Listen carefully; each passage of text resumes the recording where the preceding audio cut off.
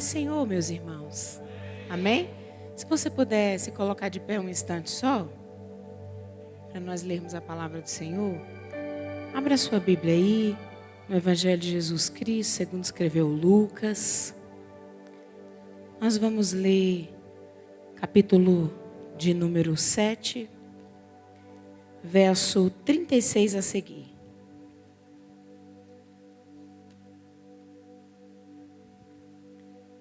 Eu vou colocar esse telefone aqui, irmãos, porque vai que... Capítulo 7, verso 36 a seguir. Enquanto você localiza aí, eu quero louvar a Deus pelo privilégio de servi-lo nessa igreja, louvar a Deus pela vida da pastora, pela vida do pastor dessa igreja, pelo grupo Ábida. Muito bom revê-los, é sempre um privilégio. Quero louvar a Deus pela vida do meu marido, lindo, cheiroso, cheio de Deus e meu. Porque Jesus é bom, irmãos. Acharam aí? O texto vai dizer assim: uma vez um dos fariseus convidou Jesus a cear com ele, e entrando na casa do fariseu, ele assentou-se à mesa. Eis que uma mulher que vivia naquela cidade, uma pecadora, sabendo que ele estava à mesa na casa do fariseu, levou um vaso de alabastro com unguento. Posicionando-se atrás dele,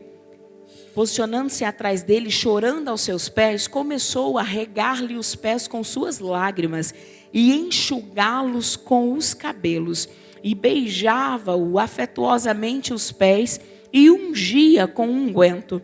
Quando o fariseu que o havia convidado viu isso, disse a si mesmo: se esse homem fosse profeta, saberia quem e qual é a mulher que nele toca, pois é uma pecadora. Jesus então respondeu: Simão, tenho algo a lhe dizer. Diz, mestre, disse ele.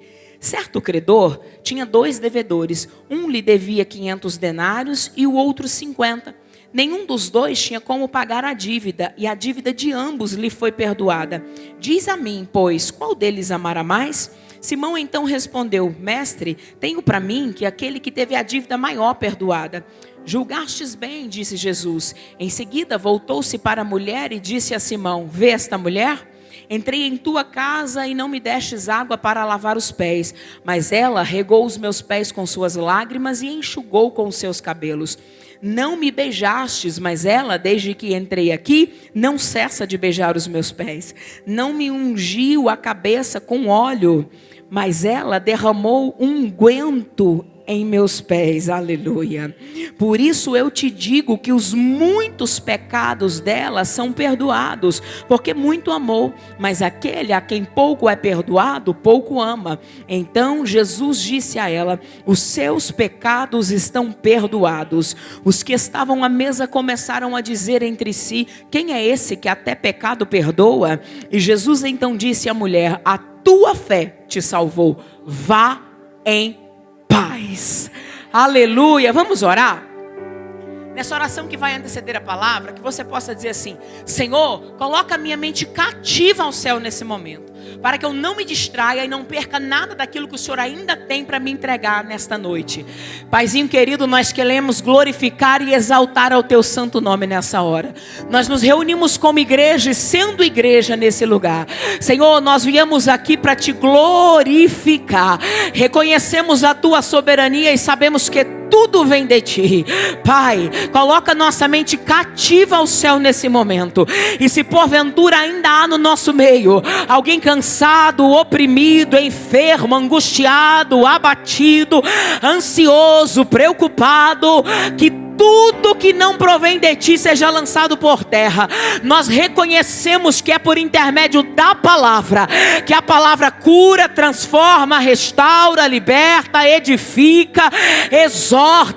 A palavra é poderosa porque é a tua palavra, Pai.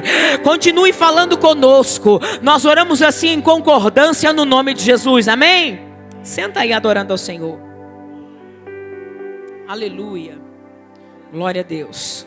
O capítulo de número 7, a partir do verso de número 36, vai relatar a história que Lucas vai intitular acerca dessa mulher como uma mulher pecadora.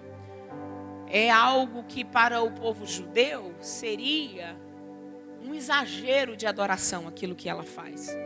Ela quebra todos os protocolos humanos e chega ali para entregar aquilo que ela tinha de melhor nos pés do Senhor.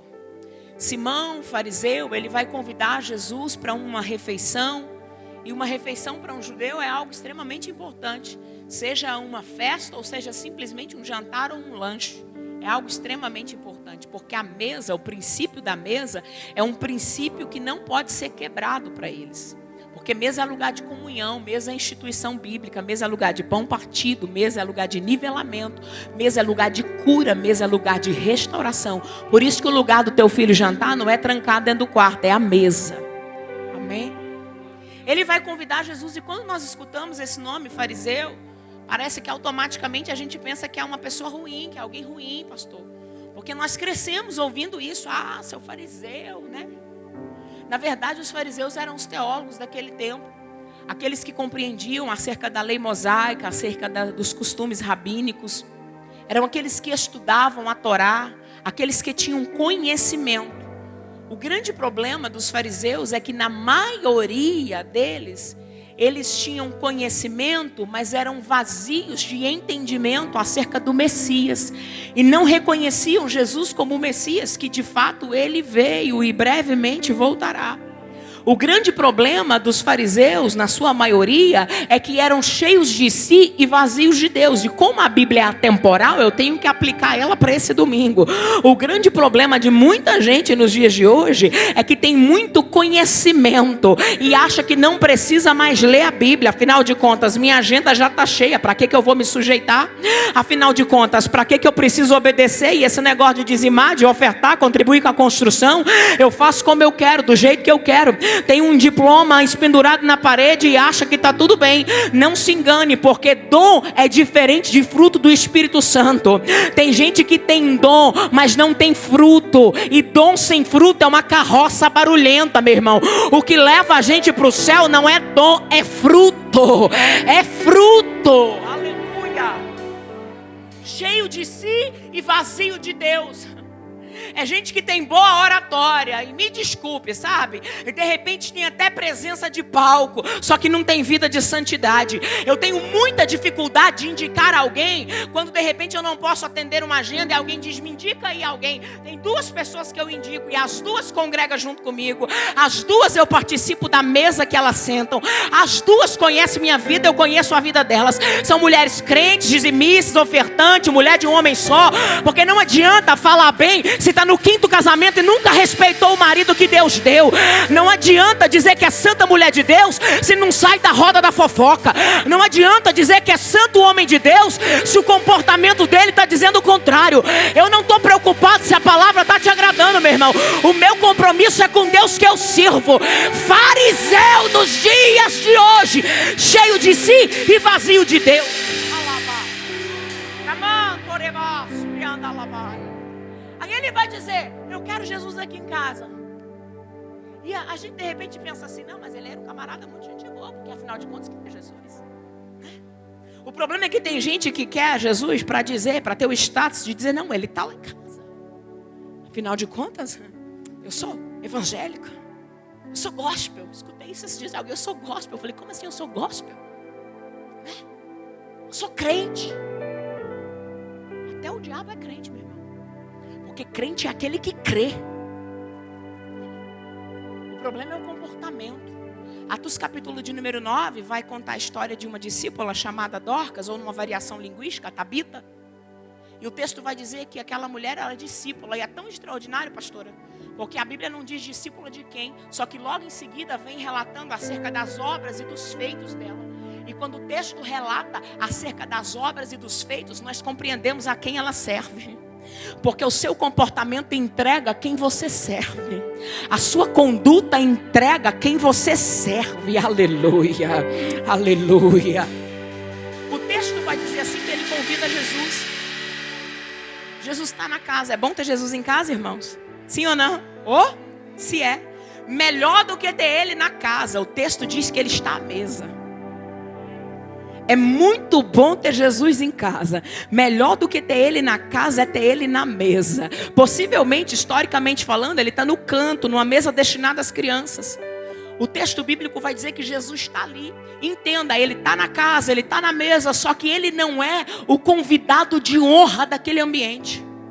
Porque se fosse tudo aquilo que a mulher pecadora faz, quem faria teria sido Simão, o fariseu. Mas ele não faz e é repreendido pelo mestre. Ele é repreendido porque era um costume extremamente importante. Eu vou falar sobre isso já já. O fato é que muitas vezes nós fazemos exatamente assim. A gente diz, não, Senhor, eu quero que o Senhor entre na minha casa. Eu quero que o Senhor habite aqui. Só que o problema é que nós não deixamos Ele trocar as coisas de lugar. Não, isso aqui é comigo. Isso aqui o Senhor não mexe, não. Isso aqui é eu que vou organizar. Não, isso aqui não, sabe? Quando você ora e diz, Senhor, eu entrego nas tuas mãos. De repente você pensa, não, Senhor, mas se o Senhor fizer assim, se o Senhor mandar ser assim, se o Senhor organizar assim, e quer organizar como é que Jesus precisa fazer, acaso você acha que Ele não sabe qual é a melhor maneira para organizar a tua vida? Acaso você acha que Ele não sabe o que é necessário ser feito para o teu marido vir servir a Ele? Acaso você não acha que Ele não sabe como trazer o teu filho para a igreja? O problema é que você entrega segurando e não tem coragem de soltar. Porque quando você aprender a dizer, Senhor, está aqui, eu confio plenamente na tua vontade. A casa é tua. Se preciso for mudar as coisas de lugar, muda. Se preciso for alterar o cenário, altere. Mas eu creio e confio que a tua vontade é melhor para mim. Quando ele convida Jesus, ele ouve acerca dos feitos de Jesus. Porque no início do capítulo de número 7, Jesus vai passar por Cafarnaum. Em Cafarnaum, Jesus vai realizar um milagre envolvendo um centurião, que era um servo do governo, um funcionário do governo. Ele realiza esse milagre envolvendo o servo do centurião. Numa cidade rica, abastada, sai de Cafarnaum, vai para um vilarejo mais ou menos 20, 21 quilômetros dali, chamado Naim. O nome Naim é pobreza e acolhimento. Quando ele chega em Naim, uma viúva está sepultando o seu único filho. É o cortejo fúnebre daquele que pela lei rabínica, na ausência do pai, deveria ser o provedor da casa. Mas agora ela está desprovida duplamente. Porque alguém que perdeu o marido, alguém que perdeu o filho, alguém que está sem perspectiva, alguém que não sabe como fazer. E Jesus vai chegar no ambiente, vai interromper o cortejo, vai tocar no esquife. E o texto bíblico vai dizer, e Lucas relata, e levantou-se um grande profeta. Um dia eu escutei alguém pregando isso e disse assim, então Jesus ganhou notoriedade como profeta. Eu escutei esse negócio e falei, não, mas peraí, não é assim. Porque Jesus sempre foi e sempre será o maior profeta de todos. Quando o texto diz, e levantou-se um grande profeta, não se refere a Jesus, refere-se a um menino. Porque quem estava morto, deitado, não era Jesus, era o menino. Jesus não traz vida para ninguém ficar sentado, parado, estagnado. Se Ele te deu vida, Ele te levantará. O nome de Jesus ganha visibilidade, notoriedade. Simão diz, eu quero ver se prega mesmo, eu quero ver se canta mesmo, eu vou lá para ver se é tudo isso que alguém diz que é. Eu vou lá. Já ouviu essas expressões? É exatamente isso que Simão está fazendo. E a mulher pecadora, irmão, ouve que Jesus estava na casa. E isso foi suficiente para ela. Porque se Ele está lá, eu vou. Se Ele está, eu quero estar lá também. Eu quero estar onde Ele está. O que me interessa é a presença dEle. Eu não estou preocupado com o que vão dizer. Eu não estou preocupado com o que vão pensar. Eu não estou preocupado com o que vão falar. O que me interessa é a presença dEle. Não, eu não estou preocupado se alguém não vai gostar porque eu fui. Eu quero é Ele. Eu quero é Ele. Eu vim por causa dEle. Eu sirvo a Ele. Eu adoro a Ele. Estamos aqui por causa dEle. Aleluia, aleluia. Ela vai, e o texto diz que ela não vai de mãos vazias, pastor. Ela vai levando o que ela tem de melhor. Um perfume extraído no Monte Himalaia, 365 denários. Uma mirra que era para ser produzida, precisava de uma rosa, um nardo, uma flor ser espremida ao máximo para extrair ali um perfume único. Não, aquela flor não nascia em qualquer lugar, era em montanhas altas, por isso que o preço era tão caro. Você precisa aprender que aquilo que foi extraído de você, durante os processos que Deus te colocou, tem valor. Tem valor. Quando eu comecei a pregar de forma itinerante, irmãos, eu achava que quanto mais agendas eu marcasse, pastor, mais Deus estava confirmando meu ministério. E eu pregava de segunda a segunda, freneticamente. Segunda, terça, quarta, quinta, sexta, sábado 2 vezes, domingo 3 vezes e por aí ia. Um dia eu fui pregar num lugar e uns negócios diferentes aconteceu. E eu falei, Jesus, eu sei que o Senhor está aqui. Um dia o Senhor me disse que onde eu fosse o Senhor estava comigo. Eu estou aqui, o Senhor está aqui também. Mas o que é isso, Jesus? Isso foi numa segunda-feira. Terça-feira fui para o ciclo de oração. Deus usa a missionária Lilia Zenon, que era minha líder do ciclo de oração. Apontou aquele dedo de profeta dela bem no meu nariz e disse, filha, o lugar que tu postes o pé ontem, nunca mais eu te quero lá. Porque o óleo que eu te entreguei não é para ser derramado em qualquer lugar. Valoriza aquilo que eu confiei a você. Oh, meu irmão. Não é ser estrelismo e começar a dizer, vou em igreja A, ou só se for igreja de tamanho tal, só se a oferta for tal. Não é sobre isso. Tem muita gente que sobe monte diácono e desce pastor presidente. Tem gente que sai e leva metade de uma igreja, metade de um campo. E aí você vai frequentar um ambiente aberto debaixo de rebelião. Vai entregar aquilo que Deus te deu no lugar desse. Que história é essa? Aquilo que o céu me entregou, aquilo que o céu te entregou, não é para qualquer ambiente. Valoriza. Eu sei que para essa mirra ser extraída, você foi prensado, provado, viveu dias difíceis, suportou, vai sair distribuindo. Não é assim que funciona. Dê valor no azeite que o céu te entregou.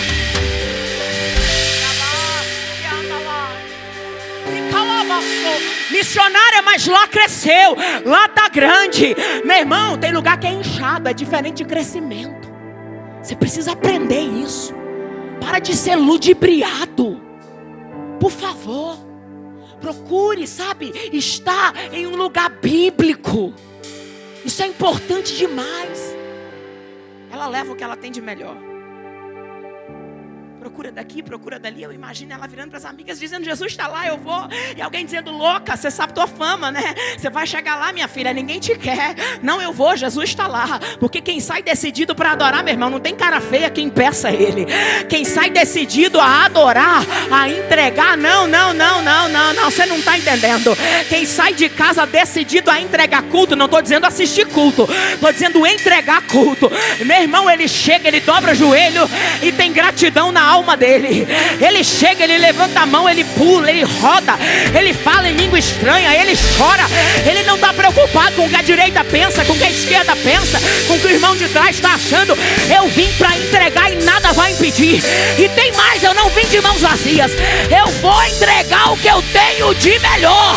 Eu não sei o que você trouxe, mas eu tenho convicção que tem o teu melhor glória, o teu melhor aleluia.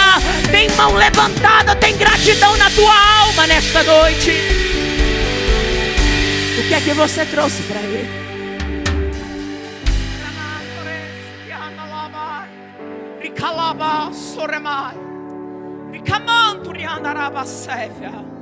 Ela não vai de mãos vazias. Ela leva o que ela tem de melhor.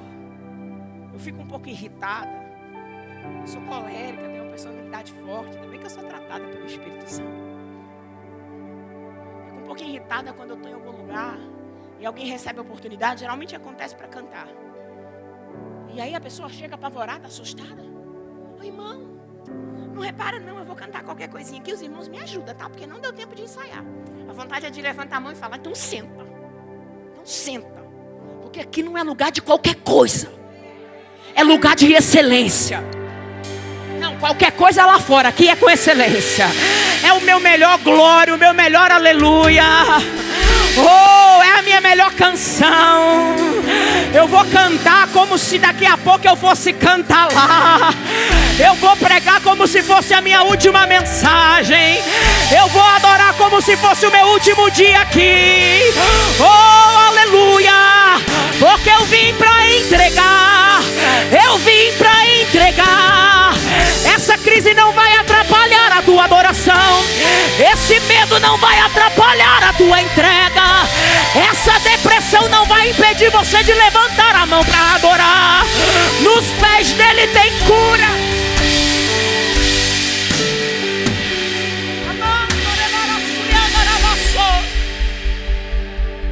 Êxodo capítulo de número 15 vai registrar o primeiro culto congregacional público.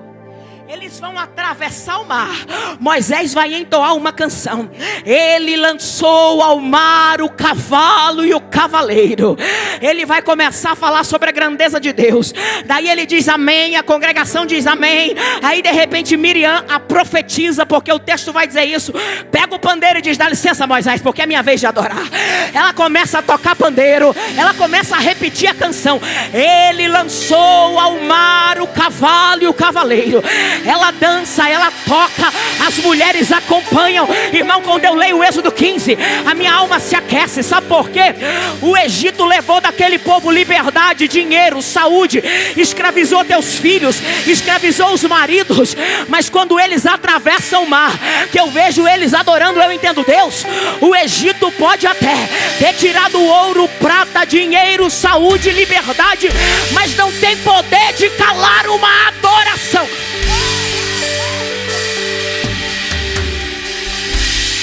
Porque a crise não tem poder de calar uma adoradora. Não tem. Ela vai decidida. Chegou na casa e ela vai direto para os pés. Porque ter ele em casa é bom, ter ele na mesa é melhor, mas os pés é a boa parte. Os pés é aquilo que ninguém pode tirar. Os pés é lugar de dependência. Os pés é reconhecimento. Eu preciso de ti. Eu estou aqui por causa de ti. Por isso, meu irmão, que não existe, sabe? Nenhuma oração de pé, não tem um jeito correto de orar. Eu não quero que você interprete isso. Esses dias alguém perguntou lá no meu Instagram, às vezes eu faço umas caixinhas: ai, missionária, a senhora consegue orar quantas horas por dia de joelho? Eu falei: tô tão crente assim. Eu respondi com muita sinceridade. Eu falei: tem dias que eu não tenho força para dobrar o joelho. Mas orar, a gente ora todo dia. Tem dias que não dá para orar ajoelhada. Eu oro sentada, deitada, prostrada, de pé, no banheiro, lavando louça, limpando casa, estendendo roupa, guardando roupa, forrando a cama, pondo a mesa, mexendo arroz, fritando um ovo, fazendo um café. Mas eu oro todo dia. Só que não existe nenhuma oração de pé que substitua uma oração de joelho, irmão. Porque quando a gente se prostra, é você dizendo: Senhor, eu reconheço a tua soberania. Eu escolhi os teus pés, Senhor. A mulher chega decidida pelo costume judaico. Um penetra podia entrar, só que o negócio é o seguinte: é mão para trás, ó. Mão para trás. Quando o momento da refeição terminava, os serviçais da casa pegavam o resto da comida, chegava ali, pedia para que eles se sentassem no canto e entregava ali a comida. Com aquilo, o dono da casa estava dizendo: nós somos muito generosos aqui, a gente cuida de quem não tem condição. Porque geralmente os penetras eram os mendigos, os moradores de rua, aqueles que não tinham recurso e não tinham como se alimentar. Só que eu encontro uma mulher que não espera a oportunidade para falar o que ela quer. Eu encontro alguém, eu vou aplicar para você entender, que não espera microfone para dar glória a Deus.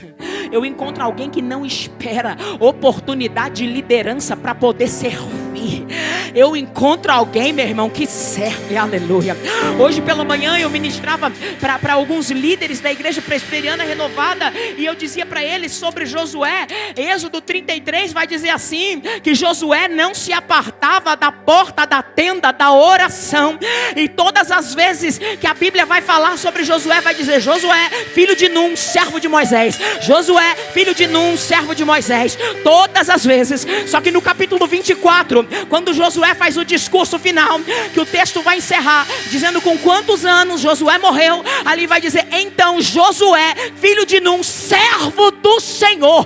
Porque para ser servo do Senhor, eu preciso aprender a servir aqueles que me cercam. Para ser reconhecido como servo de Deus, eu preciso aprender a servir minha igreja local. Não tem como eu sair por aí pregando se eu não consigo estar na minha igreja. Eu sou itinerante, tem 10 anos, não marco agenda em culto de Santa Ceia, não marco agenda terça-feira, porque é culto de ensino na minha igreja.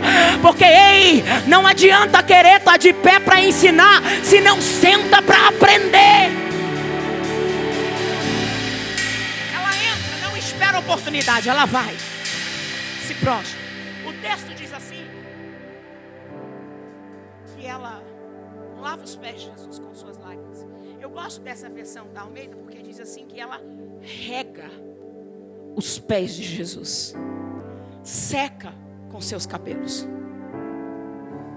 chora, beija, derrama perfume. Você consegue imaginar essa cena? Irmãos, eu leio a Bíblia imaginando. Quando eu leio 1 Samuel 17 ali, aquela batalha épica de Davi derrotando Golias, eu imagino, pastor, até a poeira quando Golias cai, sabe? Fico imaginando esses negócios. A poeira levantando no arraial. Eu imagino isso, porque a gente consegue compreender melhor o texto bíblico. Aqui, eu estudando isso aqui, pensei: que tanto de lágrima é esse que consegue lavar os pés de alguém? Que choro é esse ao ponto de ter lágrima suficiente para lavar os pés de alguém? Lembrei das surras que a minha mãe me dava. E olha que a minha mãe era muito brava e eu era terrível. Então eu apanhei muito. Não teve nenhum choro que tinha lágrima suficiente para lavar o pé de ninguém. Lembrei quando a Sofia nasceu, que eu tive um problema no meu parto, que o médico virou para o auxiliar e disse: traz o oxigênio, a criança vai morrer. E eu desesperei, comecei a chorar. Não teve choro naquele dia que conseguisse lavar os pés de ninguém. Lembrei quando meu marido foi encaminhado para a UTI na época do Covid para ser entubado, chorei, mas não teve choro para lavar os pés de ninguém. Lembrei quando minha mãe morreu, mas não teve choro para lavar os pés de ninguém. Falei: Jesus, que tanto que essa mulher chorou? Me ajude a entender. Aí eu fui estudar. Existe um objeto muito utilizado para o povo judeu chamado coletor de lágrimas. Ele parece um tubo de ensaio e na ponta ele tem um formato aconchado, mais ou menos assim. Todas as vezes que um judeu vai fazer uma oração que eles chamam de oração de dor e lamento, eles pegam um coletor de lágrima, colocam no queixo e ali eles começam a literalmente chorar e coletar as suas lágrimas. Quando o coletor de lágrimas está cheio, eles tampam, pegam outro e vão fazendo isso ao longo da vida. Quando ele morre, a família instruída pega ali os coletores e coloca ali do lado do caixão ou no esquife nesse tempo. De tal forma que quando alguém passasse para dar o seu adeus final, aquele corpo ali morto, olhava e dizia: nossa, quantas orações de dor e lamento. Quanto esse sofreu. Como se fosse motivo de honra anunciar que sofreu muito. Como se fosse motivo de orgulho, orgulhar-se das suas dores nessa vida. Então, quando eu li isso, quando eu estudei isso, pastora Tânia, eu falei: então, peraí, é por isso que o texto diz regou. Porque regar, eu não vou derramar aqui, mas você vai entender. É uma mulher que chega nos pés dele, ó, começa a literalmente regar os pés dele. É alguém que chega e diz: Senhor, eu não vou levar para o meu túmulo essa dor, eu vou deixar nos teus pés. Eu não vou levar essa mágoa, eu vou deixar nos teus pés. Eu não vou levar essa angústia, eu vou deixar nos teus pés. Não interessa o que fizeram com você, deixa nos pés dele. Eu vou deixar nos teus pés nesta noite. Eu vou deixar na tua presença. Tocaram no teu corpo sem a tua autorização, deixa nos pés dele. Te abandonaram, deixa nos pés dele. Foi negligenciado, deixa nos pés dele. Passou por um aborto e ainda dói, deixa nos pés dele. Disseram que você não ia conseguir e ainda te fere, deixa nos pés dele. Disseram que o teu ministério ia fracassar e essa palavra ainda te dói, deixa nos pés dele. É lugar de cura para tua alma. Rega os pés dele nessa noite. Rega, comece a regar. Abre esse coletor de lágrimas. Não, você não vai voltar para casa da mesma maneira. Ele tem cura para tua alma. Ele tem restauração.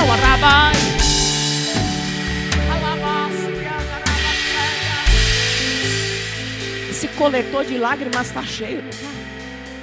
Porque afinal de contas, é um histórico de sofrimento. Vocês perceberam no vídeo que eu era bem mais gordinha, né? Eu eliminei 78 quilos. Uau! Tem gente que diz com regime, eu falei com bariátrica e com regime. Porque bariátrica é de Deus, irmão. De Deus. E eu lembro que eu precisei fazer umas sessões com a psicóloga, obrigatória pelo plano. E eu lembro que ali na primeira sessão ela me pediu um histórico, né? Como tinha sido minha infância. Eu resumi para ela como tinha sido minha adolescência, minha fase adulta. E ela fez a seguinte pergunta: por que você acha que você ganhou tanto peso? E eu respondi com muita sinceridade: porque eu gosto de comer. Simples assim. Não, mas qual dos traumas que você viveu? Eu falei: ó, eu sempre fui gorda. Tem gente que engorda depois que engravida, engorda depois de não sei o quê. Não, eu nasci gorda, sabe? Tipo, meu marido não casou enganado, eu engordei depois do casamento. Então foi desse jeito. Eu lembro que na segunda sessão, pastora, no início, na primeira sessão, ela disse: são 10 sessões obrigatórias. Na segunda sessão, ela disse: eu vou te entregar seu laudo hoje, eu vou te liberar. E eu disse: sério? Que bom. Pensei, vai ficar mais barato. Glória a Deus. E ela olhou para mim e disse: só que dá para você dar uma resumidinha? De novo, bem resumida. Eu falei: bom, eu sou uma filha adotiva. Os meus pais adotivos se divorciaram. Eu tinha 11 anos. Eu descobri que meu pai traía minha mãe na escola. Contei para minha mãe. Eles se separaram. Eu fiquei achando que a culpa era minha por muito tempo. Comecei a dizer tudo. Passei por um abuso na fase da minha infância. Que foi um tio que abusou de mim. Comecei a falar. Comecei a contar tudo. E perdi minha mãe. E passei por isso. E passamos por uma crise financeira onde perdemos tudo. E comecei a falar. Ela olhou para mim e disse assim: quanto tempo de terapia você já fez? Eu disse: bom, primeira vez que eu venho no psicólogo é hoje. Não tenho nada contra. É necessário. Meu marido faz terapia, minha filha já fez terapia. Estou dizendo de uma experiência pessoal. Ela olhou para mim e disse: não tem condição, porque tem paciente com um histórico mais fácil que o teu. Que tem mais de 10 anos que faz terapia e não consegue se libertar de algumas coisas. Qual é o segredo? Eu olhei para ela e disse assim: doutora Maria, um dia eu aprendi que passado só é passado quando não tem poder de atrapalhar o meu presente e nem alterar o meu futuro. Eu peguei tudo aquilo que me feria e deixei nos pés daquele que tem cura para minha alma. Aleluia. Oh, eu não estou aqui para te contar das muitas dores que eu vivi, mas eu estou aqui para te contar de um Deus que cura qualquer dor. Eu estou aqui para te falar que Ele cura a depressão, porque Ele curou a minha. Eu estou aqui para te falar que Ele ressuscita sonhos, porque ressuscitou os meus. Eu estou aqui para te dizer que Ele cura a enfermidade física, porque curou o meu marido antes de ser entubado, saturando 76. Esqueceram ele na hora da intubação. Era muita gente, estava aquele caos. Daí quando voltaram e disse: uai, o paciente para entubar não foi entubado. Olhou, a saturação dele estava 98. Ninguém entendeu o que aconteceu, porque Deus continua curando o corpo. Eu estou aqui para pregar sobre um Jesus que continua ressuscitando. Derrama nos pés dele. Ela chega, ela chora, ela lava os pés dele, ela pega o perfume e derrama, ó, extraído no Monte Himalaia, num vaso de alabastro. Alabastro é a qualidade do vidro. Do jeito que colocava o perfume ali dentro, selava o vidro. Não tinha como usar só um pouquinho, era tudo ou nada, era necessário quebrar.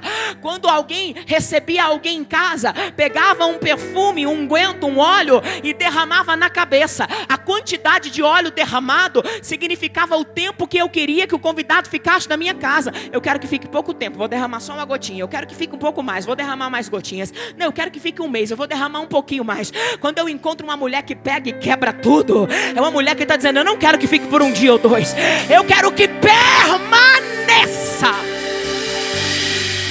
Desculpe a palavra, mas que miséria é essa que está nesse conta-gota nos pés dele? Não, derrama tudo.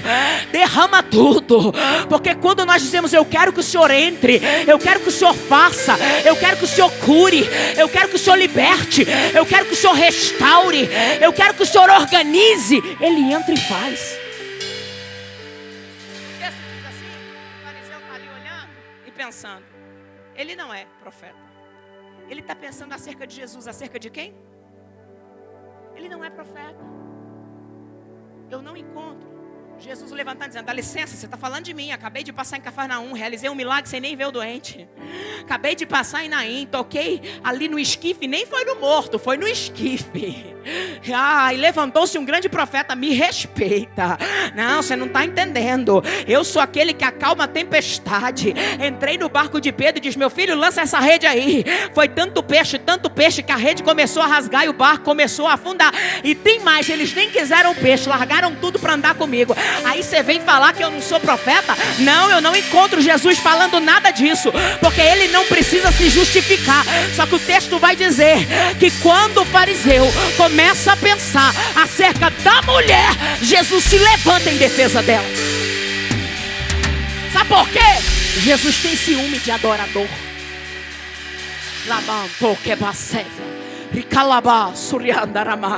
Jesus tem ciúme de adorador. Eu perdi uma tia dia 23, fez um mês. E um dia ela me ligou e disse, minha filha, eu estou precisando de ajuda em oração. Está acontecendo uma situação, ela não me contou o que era, disse, ora para mim aí. Eu lembro que eu orei com ela, eu disse, tia, Deus me mostrou uma mulher assim, assim. Deus me mostrou a fisionomia da pessoa enquanto eu orava. E Deus me mostra que essa mulher trabalha no mesmo ambiente que a senhora. Minha tia começou a chorar, dizendo, ela tem me perseguido no trabalho, está uma guerra. E começou a contar o que era. E disse, me ajuda em oração, para Deus me dar força, para Deus ter misericórdia de mim. Eu falei, tia, eu vou orar para Deus ter misericórdia dela. Minha tia disse, que é isso, minha filha? Eu que estou sendo perseguida. Eu falei, pois é, mas eu conheço a senhora é crente. Minha tia morreu diaconisa. Minha tia foi crente durante 38 anos da vida dela. Durante 38 anos da vida dela, desses 38, 35 anos ela foi tesoureira de um campo. Uma conduta ilibada, nunca gostou de microfone, mas ficava na mesinha da tesouraria, orava todos os dias. Ela dizia, não me liga entre as 9h30 e 10h30 da noite não, porque eu estou orando, é o horário de eu orar. Às vezes eu ligava 11 horas, ela não me atendia. Minha avó atendia o telefone, que ela morava com os meus avós, dizia, sua tia ainda está orando. Ah, meu irmão, como é que eu vou orar para Deus ter misericórdia de uma mulher dessa? Eu tive que orar para Deus ter misericórdia da outra, porque ai daquele que toca. Ah, deixa eu te dizer uma coisa nessa hora. Para com essa história de querer tocar num adorador. Para que adora tanto? Por que chora tanto? Por que entrega tanto? Por que grita tanto? Por que pula tanto? Por que levanta tanto? Por que roda tanto? Eu não sei você, mas eu sei de onde ele me tirou. Nada que eu faça que seja suficiente para agradecer por tudo que ele fez por mim.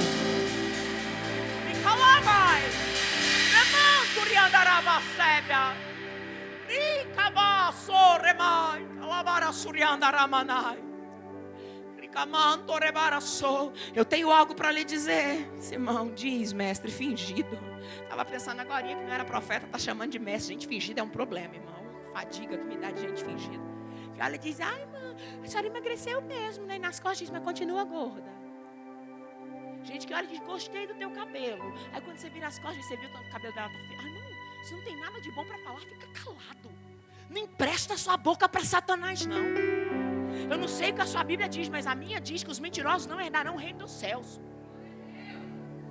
Esse fingimento, esse espírito de mentira vai ter que sair de retirada em nome de Jesus.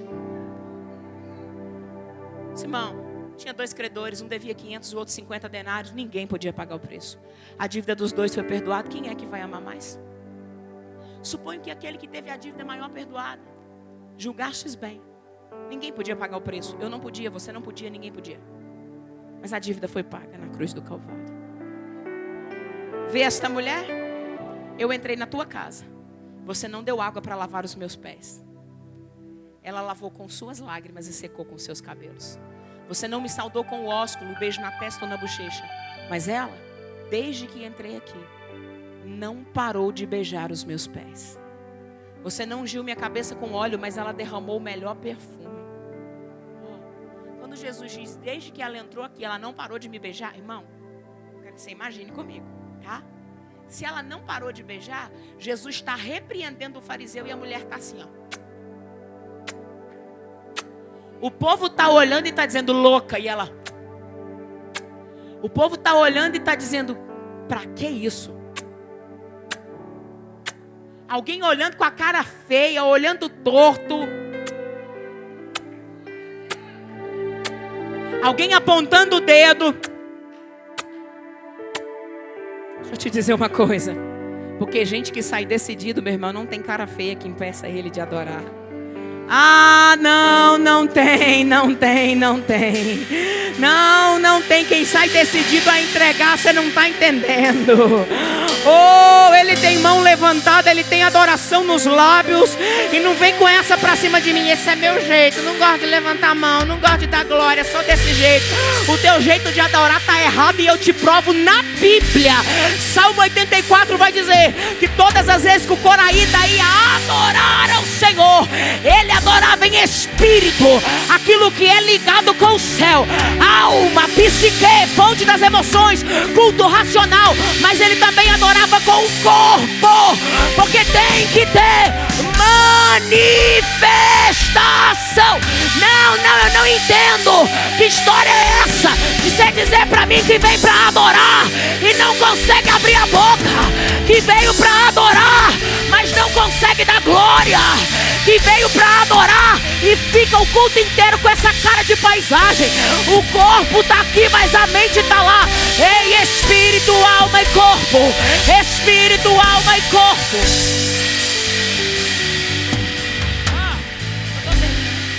Sabe o que é lindo? Quem devia fazer isso, pastor, era o dono da casa, era o fariseu. Só que aquilo que alguém que está dentro da casa não fez, Deus traz alguém de fora para fazer. Irmão, eu vou ser clara para você não sair com dúvida. Já viu alguém que a gente olha e diz: esse aí é filho de crente, neto de crente, bisneto de crente, tataraneto de crente, tataraneto de crente? Não, esse aí a gente olha e identifica, ele tem um dom. Não, mas ele tem muito conhecimento. Aí você pensa, daqui a pouco o ministério vira, vai ser uma explosão na mão de Jeová. Não, daqui a pouco acontece, passa ano, entra ano, nada. Vira mês, nada. Daí a pouco tem um trabalho evangelístico, vem alguém petecado, irmão, do lamaçal do pecado. Aí na hora do apelo, a pessoa levanta a mão, aceita Jesus. Daí a pouco ela senta, ela é discipulada, batiza nas águas, uma sede, começa a orar. Daí a pouco Deus batiza com o Espírito Santo, está dando glória, está pulando, está rodando, está marchando na igreja. Daí a pouco recebe a oportunidade para dar uma saudação e alguém olha e diz: uau! Daí a pouco aquele que antes veio petecado está pregando, liderando, ensinando, e todo mundo olhava e esperava que fosse o outro. Pois é, estava e não fez. Deus traz alguém de fora para fazer. Mas a obra do Senhor não é prejudicada pela negligência de alguém que escolheu estar na casa, mas não escolheu os pés.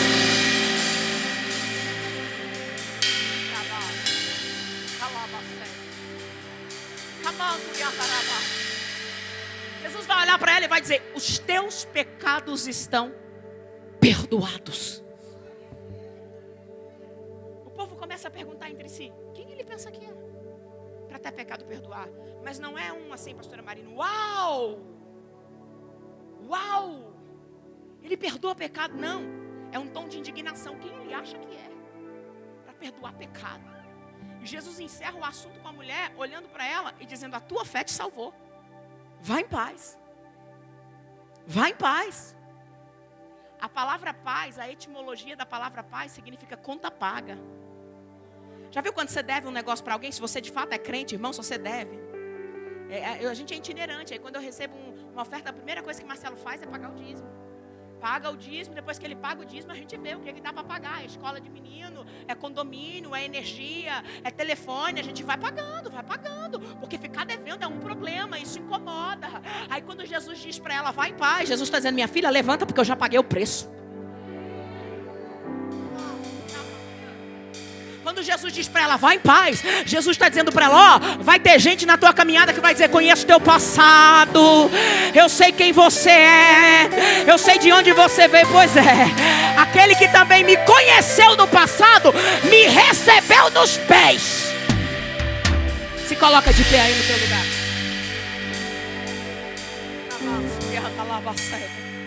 Vai em paz. Vai em paz. Um dia eu fui pregar num congresso. Eu estava muito feliz porque era uma igreja que eu tinha muito desejo de ministrar lá. Não pelo tamanho do lugar, mas foi porque foi uma igreja que fez parte da minha adolescência. E todas as vezes que eu ia naquela igreja, quando eu era adolescente, eu escutava o pastor da igreja dizendo: homem ou mulher, para pregar aqui eu tenho que ver Deus na vida dele. Então, um dia que eu fui convidada para pregar lá, eu falei: Jesus, ele vê Deus na minha vida. Fiquei honrada e feliz. Era um evento de mulheres e minha avó e minha tia foi comigo. Recebeu a oportunidade para orar para mim antes da palavra, pastor. Alguém que tinha sido minha líder de jovens. A irmã recebeu a oportunidade para orar. Se você recebeu a oportunidade para orar, você ora. Para cantar, você canta. Ela não ficou só no orar. Ela disse: está aqui, missionária Lorena, mulher de Deus, uma bênção. E eu lá, né? Amém. Amém. Podia ter ficado por aí. Só que daí a pouco ela começou. Eu já fui líder de jovem dela. Complicada, rebelde, pintava o cabelo de vermelho só para me irritar. Não era para irritar ela, porque eu achava bonito. E ainda acho. Começou a falar coisas. Irmão, realmente eu fui uma jovem complicada. Dei muito trabalho para os meus líderes de jovem. Começou a contar. As irmãs começaram a rir. Eu olhei para minha tia, missionária Maria. Minha tia. Falei: tia, me ajuda aí, tia, tá feia. Minha tia disse para mim: mentindo ela não tá, né, minha filha? Olhei para minha avó, porque eu pensei: minha avó me ama. Minha avó, né? Acho que me ama mais que a minha mãe. Falei: vó, me ajuda. Minha avó disse: deixa Deus falar, minha filha. Aí eu comecei: Jesus, me ajuda então. Porque minha tia concorda com a irmã. Minha avó está querendo que o senhor fale mais na boca dela. Eu comecei a dizer: socorro, Deus, né? Deus, pelo amor de Deus, cala ela. Porque as irmãs escutavam algumas histórias e olhavam para mim e começavam a rir. Aí eu comecei a dizer: Jesus, que credibilidade vai ter a palavra que eu vou pregar? Sabe o que o Espírito Santo me disse naquele dia? Fique em paz. Porque quando eu fizer o que eu tenho para fazer no dia de hoje, vão entender que de quem você era já não existe mais nada de quem eu te fiz ser. Quando o Espírito Santo me disse isso, eu falei: deixa ela falar o tanto que ela quiser, Senhor. Deixa ela falar. Porque tem gente que insiste em apontar o teu passado. Só que há uma palavra da parte de Deus para a tua história nessa noite. Você vai prosseguir em paz. Você vai caminhar em paz. Porque aquele que pagou o preço por você, ele libera uma palavra para a tua vida. Vai em paz. Vai em paz. Vai em paz. Vai em paz. Eu quero orar com você e por você. De repente seu coletor de lágrimas está cheio. Eu gostaria muito de te convidar no altar. Você que de fato precisa de oração, precisa viver um milagre. Que entende, missionária? São muitas lutas intensas. Depois do culto eu não oro para ninguém, beleza? Depois do culto eu vendo camiseta. Agora a gente ora. Agora a gente ora. Você que precisa pegar o coletor de lágrimas para regar os pés dele. Ninguém, irmãos. Eu vou descer, vocês vão orar por mim. Por quê? Eu preciso. Aleluia. Aleluia. Ele tem poder de mudar a história, de restaurar sonhos. Ele continua curando, curando, curando. Semana retrasada, acho que foi semana retrasada, eu fui tomar um café com uma irmã da minha igreja. Ela trabalhou alguns anos como enfermeira. E eu perguntei para ela assim: você deve ter visto muito milagre no hospital. Ela falou: muitos, missionária, muitos. Gente à beira da morte, de repente melhorar, sair do hospital como se nada tivesse acontecido. E começou a relatar sobre os muitos milagres. Mas ela me disse: teve um que marcou a minha vida. Ela falou que quando uma pessoa morria, era colocado ali num ambiente propício até que a família enviasse a funerária para poder recolher aquele corpo, fizesse o procedimento para o velório começar. E eles colocaram o corpo de um morto ali, de um homem. E de repente um familiar chegou, uma mulher chegou, pediu para ver. Faz esse processo. Alguém levou a mulher até aquele ambiente onde o corpo estava. Já estava dentro de um saco preto, zipado. Abriu o zíper assim até o pescoço, como de costume, para a pessoa ter um momento ali para se despedir ali antes do velório. Anália relatando que de repente alguém que levou a mulher lá, que ficou na porta do lado de fora, começou a ouvir gritos e choros. A pessoa gritava, chorava. Ela pensou: está passando mal, porque não era raro isso acontecer. Só que quando a enfermeira entrou, o morto estava sentado. Estava sentado. Ela falou que daí a enfermeira assustou, começou a gritar, veio outra enfermeira, começou a gritar junto. Daí a pouco chama um médico, chama 2, chama 3. Alguém olha e diz, será que foi um espasmo? Aí o morto, que não estava só sentado, mas já estava falando, diz, eu tô bem, eu tô bem. Olha daqui, olha dali, procura uma explicação de cá. Ninguém entendendo nada, a mulher olhou para o médico e disse, eu sirvo a um Deus que continua ressuscitando mortos. Oh, aleluia! Deixa eu te lembrar que Ele não mudou. Ele continua curando, libertando, fazendo, realizando. Ele não mudou. Pega esse coletor de lágrimas, mulher. Pega esse coletor de lágrimas, homem. Derrama nos pés dele. Derrama nos pés dele. Comece a falar com o Senhor. Paizinho querido, nós estamos na Tua presença. Nós estamos aqui porque reconhecemos que precisamos de Ti. Com os nossos coletores de lágrimas de repente abarrotados. Alguns de repente com mais de um. Porque foi ferido ao longo da jornada, foi machucado. Ouviu palavras que por um momento ou outro te parou. Sofreu muito.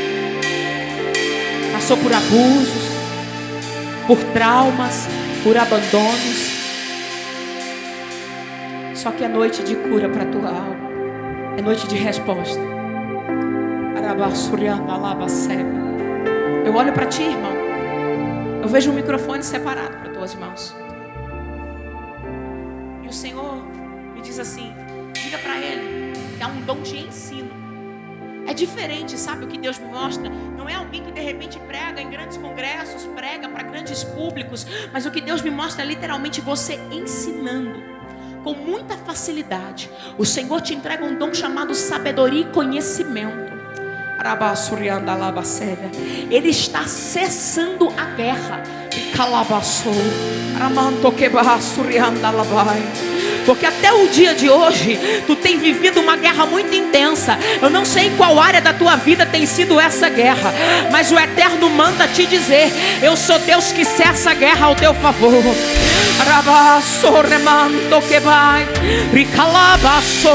Eu te faço prosseguir e avançar. Eu derramo óleo novo sobre a tua cabeça. Onde tu pisar, te diz o Senhor, eu piso contigo. Onde tu entrar, entro eu contigo. Tudo aquilo que você colocar as mãos, o Senhor manda te dizer: eu vou prosperar. Prosperar. Prosperidade financeira, prosperidade ministerial. Deus é contigo. Abre portas ao teu favor. Altera decretos por tua causa. Muda cenário por tua causa. Assim te diz o Eterno. Oh, Espírito Santo de Deus. O guarda vai cantar enquanto eles cantam. Eu gostaria muito que você abraçasse alguém do teu lado. Mulher com mulher, homem com homem. Não sei que sejam família, pra gente não constranger ninguém. E você vai orar por alguém que está aí perto de você. Você vai começar a dizer para essa pessoa: você vai voltar daqui em paz. Você vai voltar daqui em paz. Você vai voltar daqui em paz. Aleluia. Pastora, deixa eu dizer uma coisa para a senhora. Eu acho que eu não conhecia a senhora pessoalmente. Não.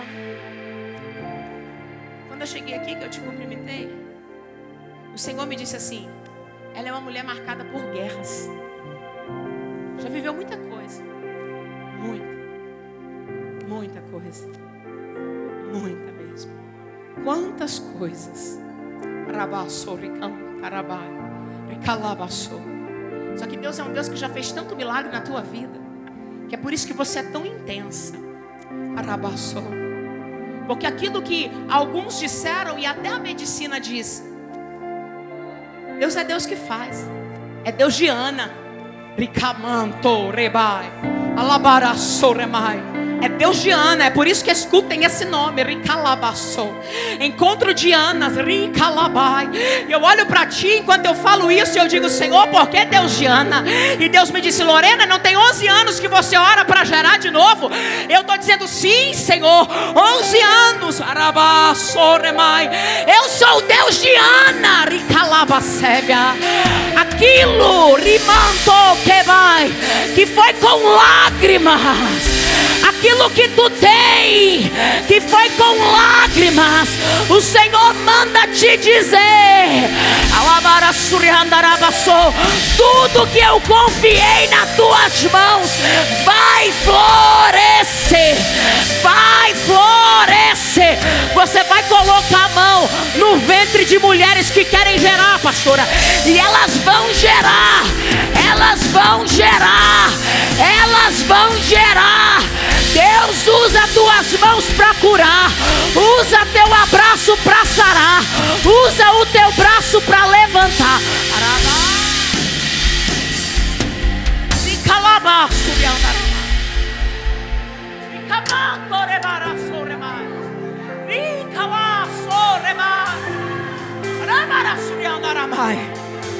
Pode cantar. Ore por essa pessoa. Profetiza uma palavra de vida. Diga para ela: você vai voltar em paz. Você vai voltar em paz. Você vai voltar em paz. Você vai voltar em paz. Você vai voltar em paz. Entrega no altar, entrega para Ele. Você está nos pés dEle. Abra a boca dos profetas, Senhor. Aleluia.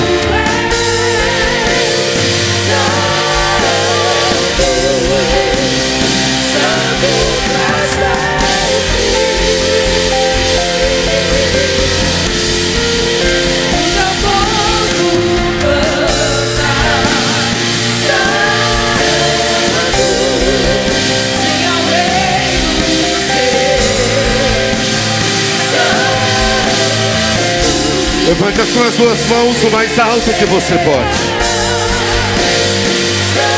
Receba a cura de Deus sobre a tua vida. Receba renovo de Deus sobre você. Seja abraçado pelo Espírito Santo aí agora. Há uma graça de Deus sobre essa casa. Há uma nuvem da glória de Deus sobre este lugar. Se tem alguém que é batizado com o Espírito Santo aqui, receba variedades de língua. Receba dons espirituais sobre a tua vida agora.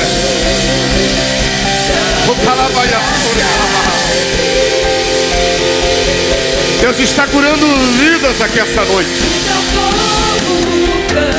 Deus está curando corações de pessoas.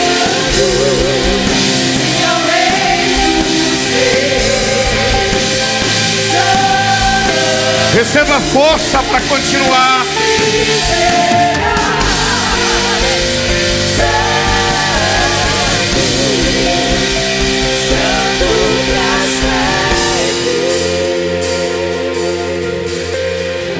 Eu quero orar por você agora.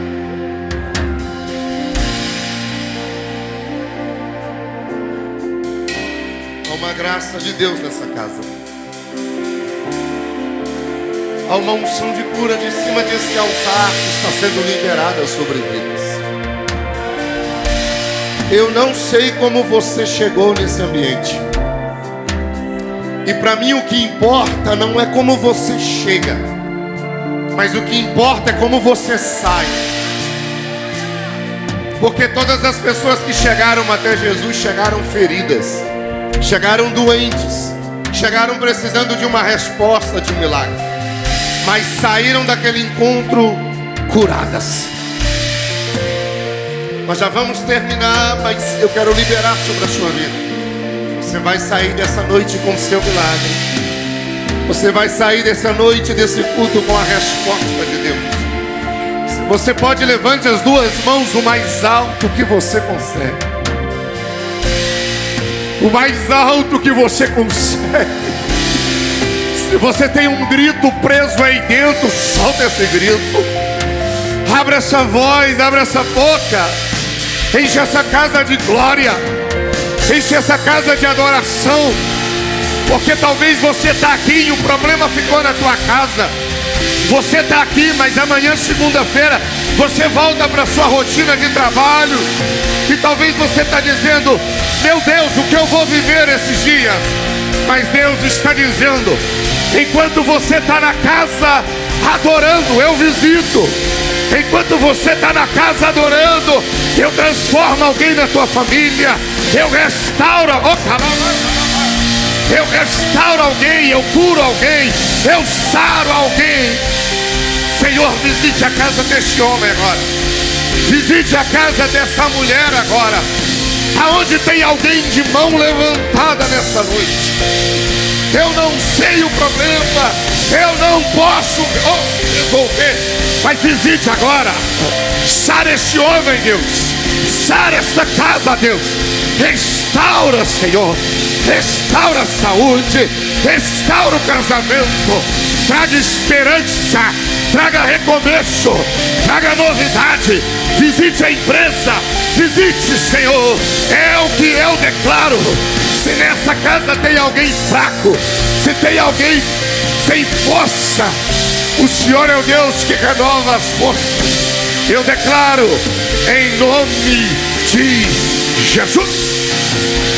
Você pode aplaudir a Jesus aí?